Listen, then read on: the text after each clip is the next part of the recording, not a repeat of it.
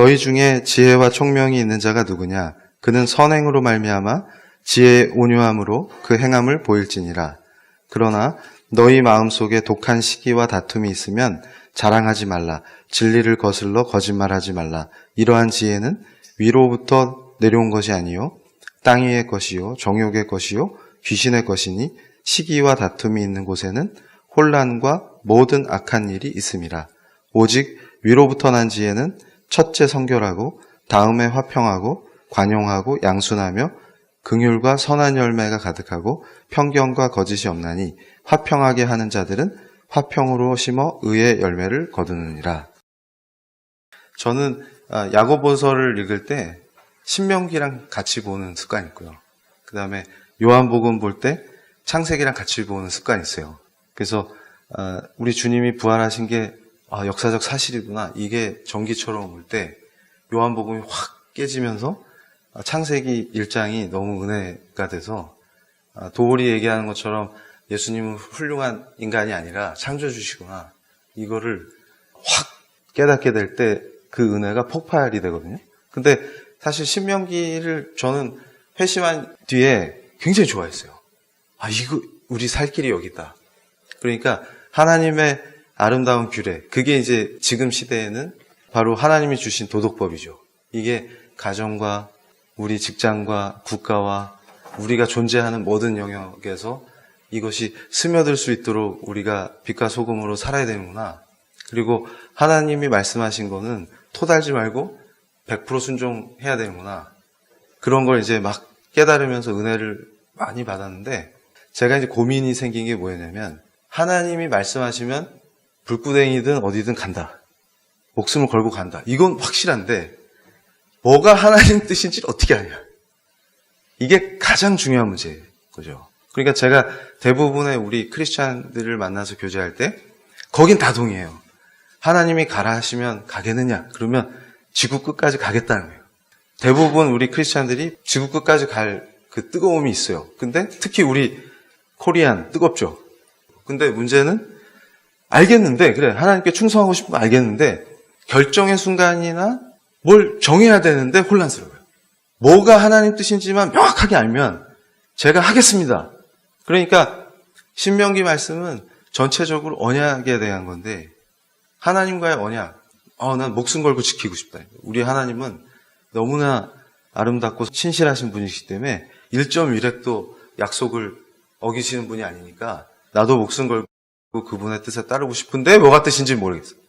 그래서 제가 지금 현재 한국 상황에서 우리 한국 크리스찬들한테 들려주고 싶은 말씀이 신명기 4장 15절입니다.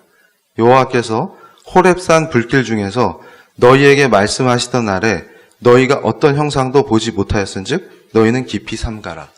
그러니까 저는 우상숭배자였기 때문에 특별히 민감해요. 우상숭배의 분위기, 느낌, 흐름 조금만 감지되면 견딜 수가 없습니다. 근데 제가 놀라운 건 뭐냐면 우리 크리스찬들이 무감해요.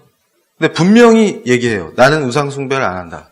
오직 하나님만 바라본다. 근데 이미 우상숭배화되고 있는데 감이 안 와. 왜 그럴까? 그게 잘 보세요. 하나님 뜻을 결단했어요. 목숨 걸었어요. 근데 하나님 뜻을 어떻게 알아? 본인이 불안하죠. 헷갈리죠. 잘 모르겠죠.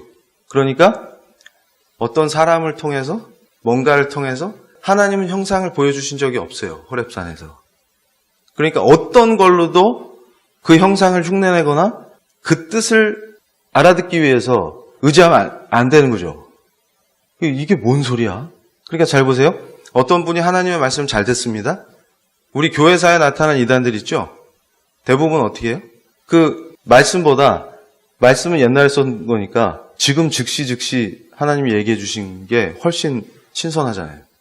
하나님 뜻에 부합할 것 같고. 그러면 그걸 말해주는 사람이 기준이 되겠죠. 그 순간 이미 형상이 드러났습니다. 그러니까 우리가 우상숭배할 의도가 없는데 누군가의 입을 보면서 저 사람은 지금 계시를 받고 있으니까 저 사람이 얘기하는 게 하나님의 뜻일 거야 라고 하는 순간부터 우리는 돌이킬 수 없는 우상숭배의 위험한 죄 속으로 들어가고 있는 것입니다. 그러니까 여러분 생각해 보세요. 출애굽할 때 금송아지 만들었는데 사람들이 오해하는 게 하나님 외에 다른 신을 만들었다고 생각해요. 그렇지 않습니다. 하나님은 만질 수도 없고 볼 수도 없으니까 불안하니까 이게 우리를 출애굽시켜준 그 하나님이야. 이렇게 한 거예요. 형상이 필요한 거죠. 그러니까 의지가 되고 마음이 편해지죠. 우리 일상에 그런 게 일어납니다. 실제로 지금 한국을 뒤덮은 게 가장 공포스러운 거는 우상숭배예요. 문재인은 문제가 아닙니다. 저는 그 사람한테 되게 고맙게 생각해요. 그냥 그 사람 덕분에 제가 3,000번 강연할 걸 안 해도 되겠고 체험학습이 되기 때문에. 그리고 모든 게 은혜입니다. 그래서 저처럼 행복한 사람이 없어요. 그러니까 지금 제가 그랬죠. 정치와 교회가 결코 무관할 수 없다 맨날 얘기해도 1,000번 강의해도 안 듣다가 체험학습하니까 너무 좋죠. 한 번에 다 이해하는 거예요. 왜 공권력은 우리를 못 살게 그럴까? 한 방에 이해되죠. 왜 감시할까? 경찰은 왜 오죠? 이상하죠. 그게 이제 다 이해가 되니까 제가 더 수고할 필요가 없는 거예요. 너무 좋죠. 그러면 오늘 핵심은 뭐냐면 그러면 어떻게 하나님 뜻을 해요? 이게 하늘에서 온 거냐 땅의 거냐 그 분명히 야고보서 3장 13절에서 18절 말씀이 뭐예요? 땅에서 나온 거는 귀신이 날 것이고 마귀짓이다 그 말이에요. 이 지혜가 마귀가 도와줘도 엄청나게 지혜로워져요. 그러니까 예전에 제가 회심하기 전에 어린애가 전략이 끝내줬죠. 그게 하나님이 주신 지혜였을까요? 택도 없는 얘기. 근데 지금 우리가 이게 하나님 뜻이냐 아니냐를 디테일하게 분별할 수 있는 말씀이 야고보서 3장에 나와 있어요. 그러니까 요거 하나만 우리가 가지고 있으면 모든 문제에서 하나님 뜻을 분별할 수 있는 파워풀. 사람한테 의지할 필요도 없고 전보러 가지 않아도 됩니다. 이 3장 13절에 보면 제일 중요한 게 너희 중에 지혜와 총명이 있는 자가 누구냐? 그는 선행으로 말미암아 이렇게 얘기하는데 여기서 13절의 선행은 헬라어로 칼로스예요. 영어 성경에도 굿한 거예요. 그것으로 이게 하늘의 지혜를 따라서 행하는구나 이걸 알 수 있다고 얘기하는데 이 칼로스는 우리가 생각하는 굿한 거랑 다릅니다. 근데 재밌는 거는 17절에 보면 선한 열매가 가득하고 이렇게 나오거든요. 근데 한국말이나 영어로는 다 굿이나 선한 똑같아 보이는데 이게 헬라어로는 달라요. 13절의 선행은 칼로스고 17절의 선한 거는 아가도스입니다. 이게 뭔 말이냐면 17절에서는 선하다는 게 하나님 사랑하는 사람이 아니라 그리스 철학자들도 인본주의에 빠져서 하나님 대적하는 철학자들도 인정하는 좋음이에요. 이거 누가 봐도 좋은 거예요. 이거. 아가도스는.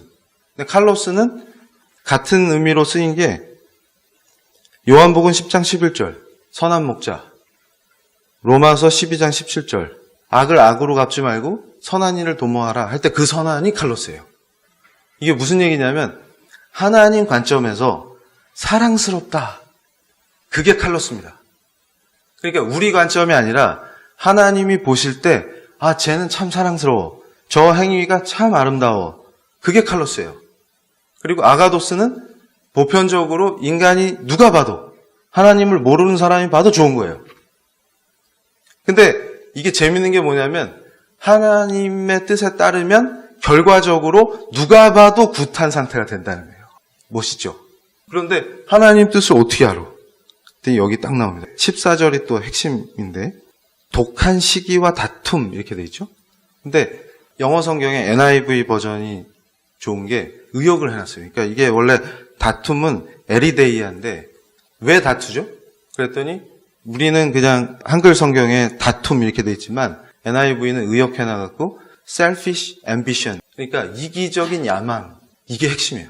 제가 매우 상태가 안 좋은 자였기 때문에 더 은혜를 크게 느끼는 게 selfish ambition에서 출발해서 뭘 도모하잖아요. 근데 대부분이 그걸 하나님 뜻으로 포장하죠. 근데 인간이 워낙 탁월해서 이걸 정말 잘 포장합니다. 그러니까 본질은 자기의 앰비션인데 아주 이기적 야망인데 이걸 하나님 뜻으로 포장하는데 선수예요. 아주 능수능란합니다. 그런데 그 순간에 누가 태클을 거냐면 배우자가 꼭 태클을 걸게 돼 있어요. 둘이 같이 기도하죠. 그러니까 이게 어느 게 하나님 뜻인지 모르겠다. 그러면 기도해 봅시다 이러잖아요. 그러고 나서 자 이제 내가 돌진할게. 나는 목숨 걸기로 각오한 거 알지? 그러니까 지금부터 달린다. 그러면 꼭 아내가 하지 마. 그런데 재미있는 게 뭐냐면 진짜로 하나님께서 저한테 시키신 일이면 가까운 사람이 하지 마. 그러면 저는 화가 안 납니다. 그러니까 무슨 얘기냐면 저는 오늘 이 말씀을 전하면서 무슨 얘기를 하고 싶냐면 이제 우리나라에 대개혁의 시대와 동시에 대박해의 시대가 시작됐다. 저는 그렇게 확신하고 있어요. 좋은 일이 1도 없습니다. 근데 좋은 건 뭐냐면 그 과정에서 우리는 개혁을 할 거예요. 그러니까 500여 년 전에 캐톨릭이라는 이름으로 표준화된 보편화된 교회가 완전히 새롭게 개혁됐죠. 그럼 지금 우리가 그 이후에 교회라고 생각했던 그 모델이 본격적으로 개혁될 겁니다. 다른 형태로. 왜냐하면 오늘 이 야고보서 말씀하고 관련이 있어요. 뭐냐면 공동체가 그 개인이 하나님의 뜻에 순종할 수 있도록 필터링하는 중요한 역할을 해야 됩니다. 근데 지금의 교회는 그 역할을 못하고 있죠. 그러니까 무슨 얘기냐면 가까이 있는 사람, 특히 내가 사랑하는 사람, 배우자, 가족들 함께 기도할 때 이 방향이 맞을까를 고민해서 같이 기도할 때 분명히 나는 아닌 것 같아. 이런 얘기들이 나오거든요. 그리고 그 공동체가 그냥 친목회 비슷하게 가는 게 아니라 서로 진짜로 주님 안에서 형제 자매된 자로서 그분을 위해서 같이 기도할 때 그 공동체 안에서 반드시 필터링이 되게 돼 있습니다. 이게 이 사람의 셀피시한 앰비션이냐. 근데 그 길로 가면 다 죽는 거거든요. 그러니까 저는 확신하는 게 뭐냐면 시기와 다툼이 일어나는데 중요한 거는 진리를 거슬러 거짓말하지 말라. 그러니까 지금 일어나는 정치 현상도 보세요. 명분을 걸죠. 근데 대부분 거짓말이에요. 사기죠. 그럼 이건 어디서 온 걸까요? 이 지혜는? 우리가 위기니까 이렇게 합시다. 그러니까 대부분 자기 정치적 야망에 하나님을 포장하고 위기가 맞죠. 그걸 이용해서 활용하는 거예요. 이건 절대로 하늘에서 온 게 아닙니다. 근데 그 분별을 왜 못할까요? 위기니까. 위기야! 그러니까 이렇게 해야 돼. 이게 하나님 뜻이야. 맞는 것 같죠? 근데 하는 짓마다 거짓말이에요. 성령의 역사를 모른다. 그래서 기가 차서 그럽니다. 성령의 역사라는 게 여러분 생각해 보세요. 거짓말 잘하던 자가 성령이 임하시니까 무릎을 꿇고 울면서 진실을 말하는 게 성령의 역사죠. 갑자기 성령이 임하시니까 더 탁월하게 거짓말하는 능력이 상승해서 다 속일 수 있는 자로 우뚝 쓰는 게 성령의 역사일까요? 절대 그런 일은 일어나지 않습니다. 그리고 그 징표로 그 안에서 시기와 다툼이 폭발을 해요. 그러니까 다툼이 발생하고 있다는 거는 이거는 뭔가 체크해야 된다는 뜻이죠. 그럼 15조를 보시면 이러한 지혜는 위로부터 내려온 것이 아니요 땅 위의 것이요 정욕의 것이요 귀신의 것이니. 그러니까 제가 하도 한심한 사람이기 때문에 제 경험을 말씀드리면은 지금 한국이 위기니까 제가 갈등했었어요. 현실 정치를 해야 되느냐, 교수로 남아서 지금 하고 있는 사역을 계속해야 되느냐, 이 기로에 서 있었습니다. 그런데 재미있는 건 뭐냐면 우리가 착각하는 게 어떤 감정의 문제, 그러니까 기도할 때 필받아 막 감정이 고양되면 하나님 뜻이라고 착각하죠.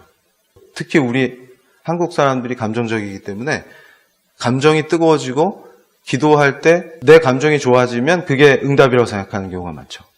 그리고 보면 잘 돼요. 그러면 지금 현재 잘 되고 있으니까 이게 하나님 뜻인가 보다 이렇게 생각해요. 제가 현실 정치에 참여해야 되겠다. 그리고 전략을 구사해서 이게 보수 우파가 통합하는데 통합의 쇼를 보여주려면 당이 하나 필요해. 창당하자. 그렇게 해서 제가 창당에 앞장섰죠. 실제로 통합이 됐어요.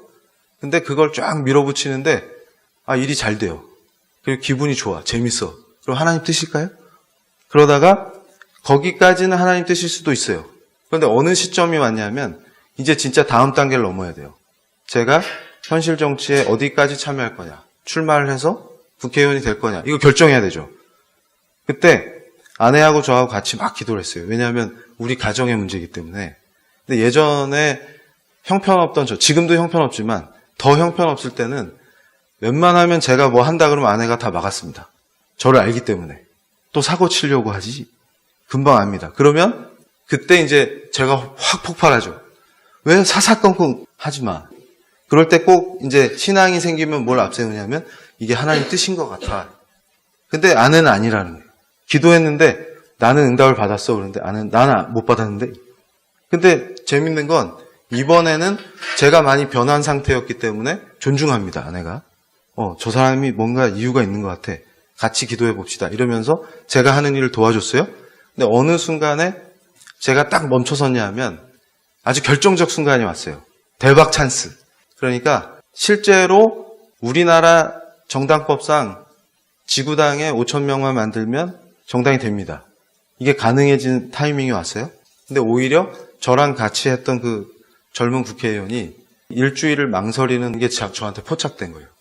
그래서 그때 갈등이 내가 이걸 주도해서 확 밀어붙이면 이 당이 내게 되고 당대당 통합을 하면 지분이 생기는데 그게 또 내게 되고 그러면 결과적으로 제1야당의 최고위원도 될 수 있고 지역구의 좋은 동네에 단수 추천될 수 있다. 그 계산이 딱 나오죠. 요때가 가장 중요한 위기 순간입니다. 그러면 하나님께서 잘 풀어주시네. 그런데 그 국회의원이 일주일을 망설이는 동안에 제가 깊이 기도하면서 뭘 깨달았냐면 제가 내세운 거 진짜 영미가 추구했던 기독교에 기반한 정통 보수주의를 실현하겠다라고 하는 게 점점 사기라는 게 드러나죠. 왜냐하면 현재 상태로 우리나라에서 그런 걸 할 수 있는 동지들을 찾는 게 불가능합니다. 그럼 어떻게 해야 되지? 그런데 제가 이제 뭘 해야 돼요? 그동안 깔아놓은 기반을 가지고 전국 교회들을 돌면서 5,000명을 만들기 위해서 애쓰겠죠. 5,000명 만드는 게 어렵습니까? 근데 그때 제가 무릎 꿇고 엎드린 게 뭐냐면 거짓을 말해야만 합니다. 그리고 확대 포장해야만 합니다. 그렇게 해서 교회와 우리 성도들을 이용해야만 합니다. 근데 그거를 뭘로 포장할 수 있냐면 다 한국 정치 발전을 위해서 어쩔 수 없는 거야로 포장할 수 있죠. 근데 야고보서는 분명히 말합니다. 이거는 위로부터 내려온 것이 아니다. 왜냐하면 진실을 거부해야 되기 때문에. 가서 그럽니다. 이 당은 비전이 없고요. 통합용으로 전략적으로 만든 건데 모인 애들 보니까 거대 야당보다 더 한심한 양아치들만 모여 있고요. 대표적으로 그나마 쓸만한 거는 의원하고 저밖에 없고요. 망한 겁니다, 이건. 이렇게 말하고 이 당에 참여해 주십시오. 이렇게 말할 수 있어요? 불가능하죠. 그러니까 저는 이거 아니구나. 거짓을 말할 수 없다. 근데 작전은 다 나왔어요. 근데 그 중심에 뭐가 있냐면 저의 셀피시 앰비션이 작동하고 있습니다. 그럼 이건 분명히 하늘로부터 온 게 아니죠. 그러면 어떻게 돼요? 그 자리에서 접어버려야 돼요. 나중에 보니까 그 의원이 일주일을 망설이는 게 그러고서 이제 보니까 안 되겠거든? 돌아와서 해봅시다. 이럴 때 저는 정치 안 합니다. 이렇게 돼요. 그래서 제가 빠지고 40대가 가야 되니까 다른 분이 최고위원이 되고 단수 추천을 받았죠? 그러니까 저는 항상 말합니다. 귀신의 지혜를 받는 사람들은 위기가 기회다 이렇게 얘기해요. 왜냐하면 양아치도 한 자리 차지할 수 있습니다. 항상 위기 때는. 그런데 중요한 건 뭐냐면 준비가 안 된 상태에서 로또 대박난 사람 중에 패가 망신한 사람 많죠. 똑같은 원리가 되는 거예요. 준비가 안 되는데 갑자기 자기가 감당할 수 없는 게 오니까 무슨 짓을 합니까? 대형 사고를 치게 돼요. 똑같은 원리예요. 그러니까 저는 오늘 사랑하는 성도님들하고 함께 나누고 싶었던 얘기가 어떻게 분별하냐? 간단합니다. 야고보서 3장 13절부터 18절까지를 디테일하게 자기 상황에 적용하면서 하나님 앞에 정말 내가 하나님의 순결한 도구가 되겠다라는 관점에서 기도하면 내가 지금 거짓을 주장하고 있는지 이것이 내가 움직이는 걸로 인해서 시기와 다툼이 발생하는데 이 동력이 나의 이기적 야망에서 나오는 건지가 분별이 금방 됩니다. 근데 여기에 촉매 역할을 해줄 수 있는 사람들이 바로 아내와 배우자죠. 가족들, 사랑하는 사람들, 그리고 공동체죠. 그러니까 저는 분명히 확신하는 게 결과적으로 어떻게 되겠어요? 그러면 가정이 놀랍게 화목해져요.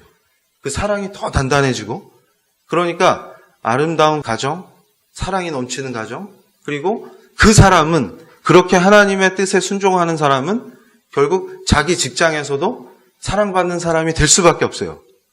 그러니까 17절에 누가 봐도 선한 좋은 상태의 결과를 과실을 얻는 겁니다. 이 구조예요. 그래서 저는 오늘 아침에 그 말씀을 전하려고 짠 하고 나타났습니다. 그럼 기도하시겠습니다.